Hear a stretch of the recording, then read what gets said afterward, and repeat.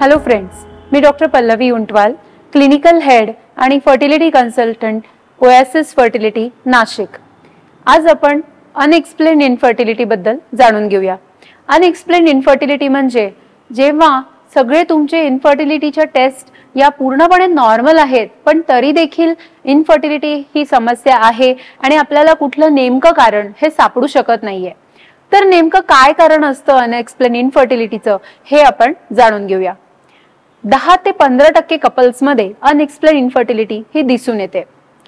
Mail factor म्हणलं तर हाय डीएफआय, हाय DNA fragmentation index हे अनएक्सप्लेन्ड इनफर्टिलिटीचं कारण असू शकतं। स्त्रियांमध्ये अनओव्युलेशन, पुअर एग क्वालिटी, ट्यूब जरी ओपन असल्या तरी त्या पूर्णपणे फंक्शनल नसणं, ट्यूबोपेरिटोनियल फॅक्टर व सर्वायकल फॅक्टर या काही कारणांमुळे अनएक्सप्लेन्ड इनफर्टिलिटी हे होऊ शकते व बऱ्याच वेळेस आययूआय आणि आयव्हीएफ या ट्रीटमेंटद्वारे अनएक्सप्लेन्ड इनफर्टिलिटी मध्ये देखील प्रेग्नन्सी हे मिळवता येऊ शकते।